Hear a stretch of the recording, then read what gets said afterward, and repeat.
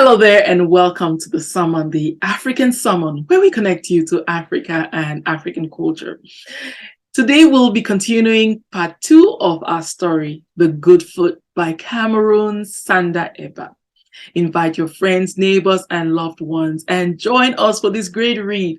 While you're at it, don't forget to subscribe to our channel, like our videos, and share. Welcome. Chapter 2, Sambeng, the friend of all men. Correspondingly, the fame of the catechist John soared very high. A small church had been built on the piece of land given by the chief, and quite near it, a small two-room house for the catechist. On Sunday, Sango John announced in church that a reverend father will be coming to the mission in 2 weeks. He appealed to the people to keep the mission clean and to bring gifts to the priest. The men and women came to the mission on appointed days. The small hut, which served as a kitchen for the catechist, was enlarged to make a bigger hut to accommodate the father's cook. A large hole was dug a good distance from the house. Over the hole was placed 2 small tree trunks, and the whole place was well shaded by palm fronds. This will serve as the father's latrine. The church was well swept, and the entire mission was kept quite clean. A day before the father was to arrive, 20 sturdy men went out to meet him. They trekked for over 50 miles through dense forest, over rivers, climbed many hills, but unfortunately when they arrived where they estimated they would meet the father, he had not yet arrived. They waited for him till evening. When he arrived, dead, tired, and unable to continue the journey to Ntem, so they slept in that village. The following morning, they started on the tedious journey back to Ntem. After 15 miles, the father's pace became weaker and weaker. So the 20 men decided to carry him in relay on their shoulders.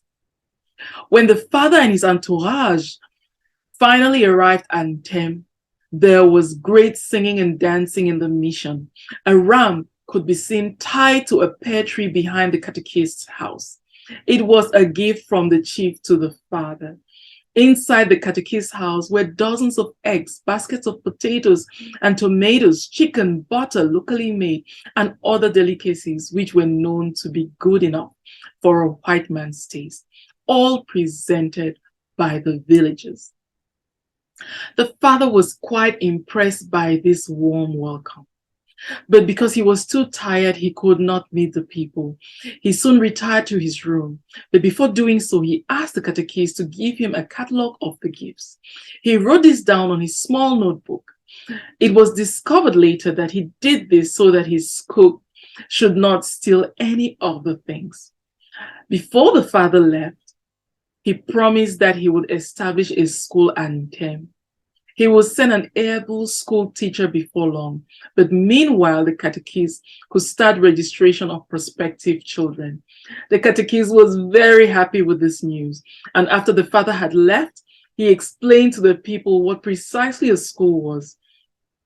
Their children would be taught the white man's book. He himself had read up to standard 2, which for his duties was adequate enough. Mbamu had heard what the catechist had said about school, but he reserved the battery of questions for his mother at home. Mama, what is a school? Is it a game that children play? No, my son. The catechist said that a school is a place where people learn the white man's book. They learn to be like the white man. Oh, but I don't want to be like a white man. White men are cruel. They beat people and catch them and take them away. I shall not go to school then. Other people, especially some parents, shared Mbamu's dislike for school, but for different reasons. Who do they think they can deceive? An elderly man was telling his wife, both puffing away at their clay pipes. Send my child to school, not I. True? The wife added, in full agreement. Imagine our daughter, instead of helping me weed the grass on the farm, or caring for her younger brother, or cooking at home, she would be lazing away in school. I am not thinking of girls who, anyway, would become too proud if they were ever sent to school. And tell me, who will marry such? No, I am talking of the boys. A boy should learn to hunt and trap, swing the net in the river and dive for fish, not sit in the school and learn the white man's book and grow up as soft as a banana. It is over my dead body that my children will go to school. It was already getting dark, so Mbamu took a torch made of burning bamboo and went out. But his mother called sharply at him, "Come back with that torch, you. Don't you see the moon is shining outside?" Why can't I take a light out when the moon is shining?" asked Mbamu, half teasing. "How many times have I told you the moon will drop a mortar pistol on your head if you carry a light out?" "Oh, but where does the moon get the mortar pistol from?" "Shut up. You ask too many questions. Small boys should not ask so many questions." Mbamu went out without the light, but he soon came back running and screaming. "What's wrong? What's wrong?" his mother asked, running out to meet him. "A firefly has gone into my fingernail, and that means that my nail will come off." His mother had told him that if a firefly entered his nail, the particular nail will peel off. Mbamu's screams had brought his friends round. But then they found it was only a firefly. The moon was very bright now, and the children began to play and sing in the yard, when one of them had a bright idea. "Let us ask Mbamu's mother to tell us a story. She knows so many interesting stories," suggested the boy. They all ran to the door of Mbamu's house and asked his mother to tell them an interesting story. "If you want me to tell you a story, then come into the house," she told them, and lured them into the house. She had soaked a large basin of beans in water, and they were now quite ready to be peeled. "While your ears are listening to my story, your hands will be busy peeling some beans, not so?" "Yes," they all answered cheerfully in chorus, and ran to the backyard to fetch a sizable leaf each, on which individual shares of beans would be placed. When everybody was seated on the floor and the beans shared out, Mbamu's mother began her story. Once upon a time, there lived two brothers, Epa and Fo. The elder one, called Epa, went on a long journey, leaving behind his pregnant wife. Unfortunately, there was a devil around who used to visit this woman and torment her. He would ask her to cook for both of them, but when the food was ready, the devil would eat everything up and leave the woman hungry. When the devil had gone away, she would quickly prepare a meal for herself and then put out the fire by throwing water over it. As soon as the devil saw the smoke coming out of the roof of the house, he would hurry back. "What have you cooked? Bring it out. I want to eat it, quick," the devil would say. "Nothing," the woman would reply. "I have cooked nothing since you left. If you think I'm lying, look at the fireside." "I see," the devil would say, quite convinced that she had cooked nothing, and then he would disappear. This continued for a long time. Meanwhile, her pregnancy was developing fast until one day she started to labor and there was no one around. It was the unfortunate moment when the devil had come to have his meal. "Are you about to deliver your child?" the devil asked. "Not yet," replied the woman, already in labor. "What? When the time comes, I'll tell you." "Boop! What's that? The child?" The devil, very attentive now. "Not yet," the woman replied. It was the child. She quickly wrapped it up and hid it in the fold of her arms. Boop! "What's that?" asked the devil, who could not contain himself now. "Is it the child? I must come and see." "Yes, it is the child," replied the woman. It was the afterbirth, the chair on which the child sits in the mother's stomach. In one stride, the devil was there, and in one gulp, he swallowed the afterbirth, thinking it was the child. "Oh!" the children hissed. The devil then left the woman. But when he was outside, he heard the child's first cries and knew he had been deceived. The next day, he came to the house with a bag. Throw that thing down and come get this bag. You lazy woman, shouted the devil. She threw down her pillow, which was really only a little log of wood. As soon as it sounded on the floor, the devil ran towards it, picked it up, and beat it hard with his sharp teeth. But because it was too hard, he threw it down, knowing that it was not the child. He continued to torment the poor woman like this for a long time. Day and night, she prayed for the return of her husband. One day, the brother of her husband decided to pay his brother a visit. Luckily, he arrived when the devil was away. His brother's wife told him of her delivery and all the devil had done to her. She was very grateful for his timely visit. So happy was she that she wept for joy. Don't cry, Mfo said. We shall kill this devil. Now, have you got an iron rod, the type used in roasting meat? Yes, she replied. My husband has one. I'll look for it. Good. Give me the rod and make a strong fire. A fire was lit, and Mfo put the iron rod in the fire and left it there until it was red hot. Then the devil, seeing the smoke from afar, came rushing to the house. You have lit a fire. What are you cooking? He asked. Come here, you lazy woman, and take this bag. Throw that thing down and take my bag.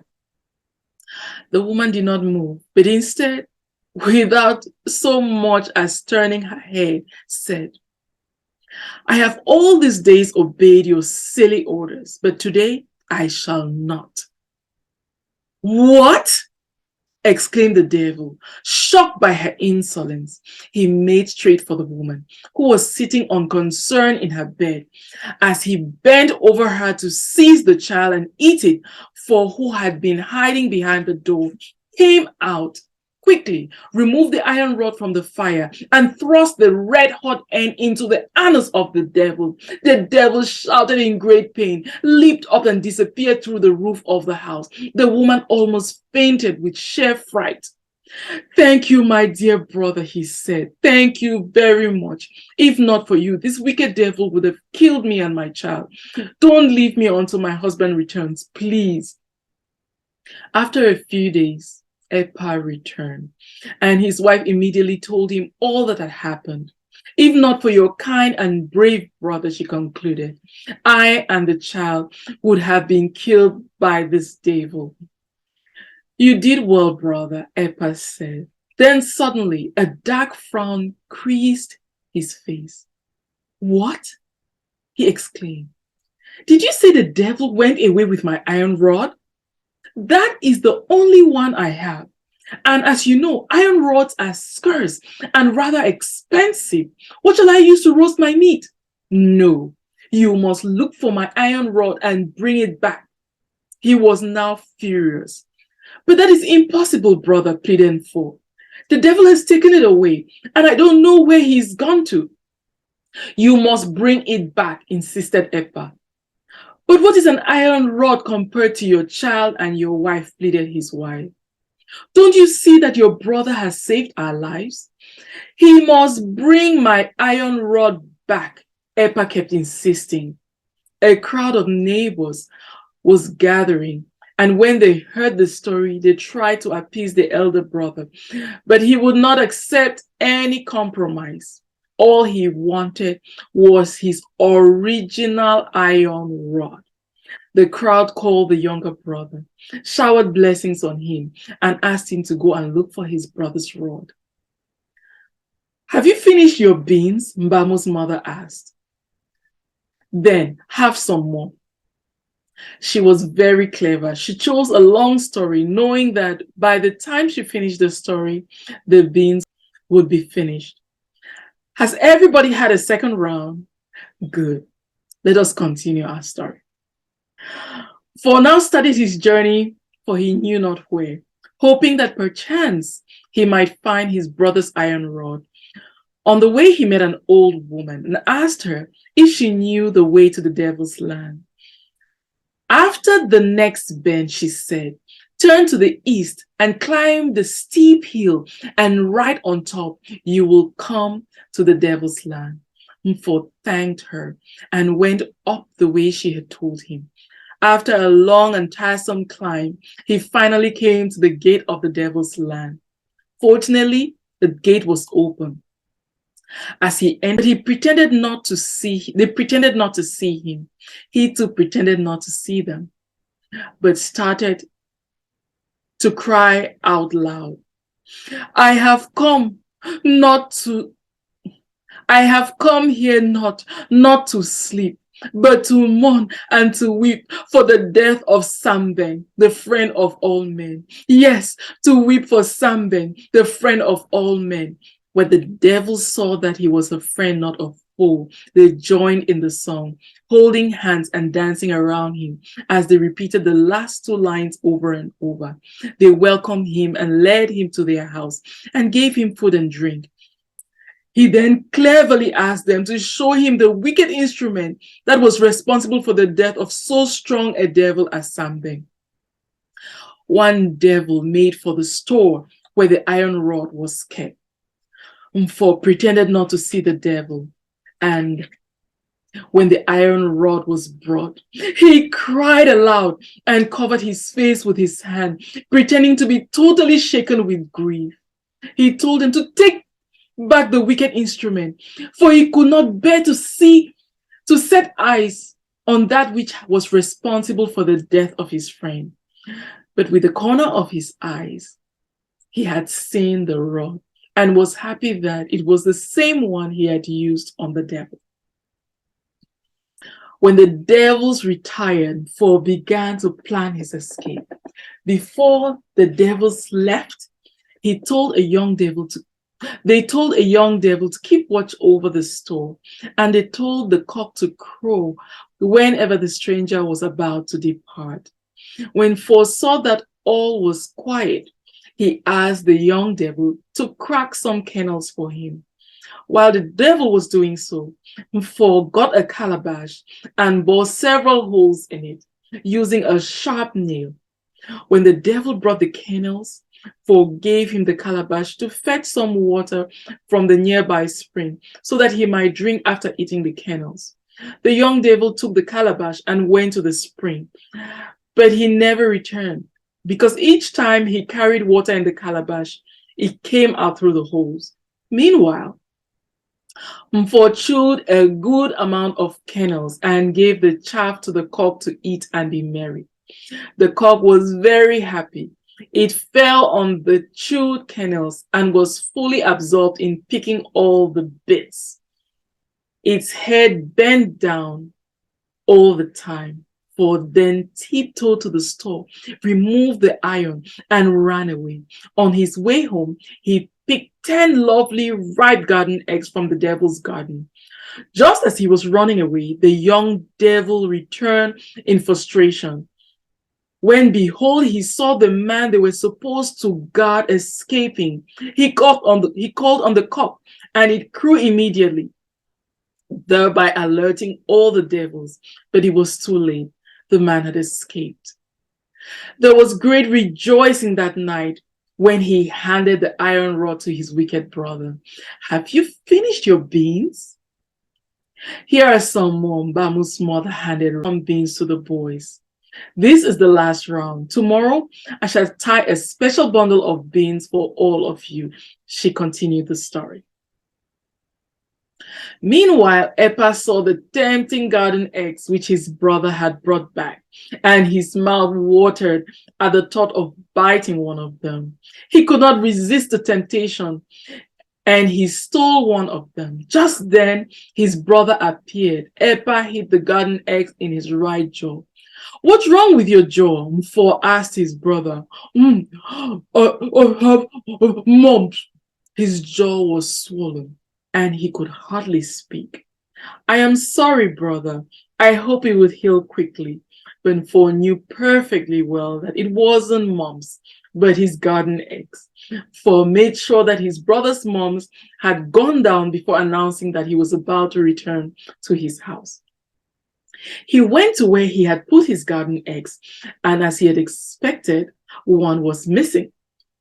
"Who has taken my garden eggs?" he shouted. "There were 10, but now there are only 9. Who has taken my garden eggs?" His brother came out. "Yesterday you said you had mumps, but now you seem to be all right for a challenge. Where is my garden eggs?" "I have eaten it," Epa owned up guiltily, "but I can give you another one from my garden." "No," replied 4. "I want nothing but my garden egg, the exact one I brought from the land of the devils.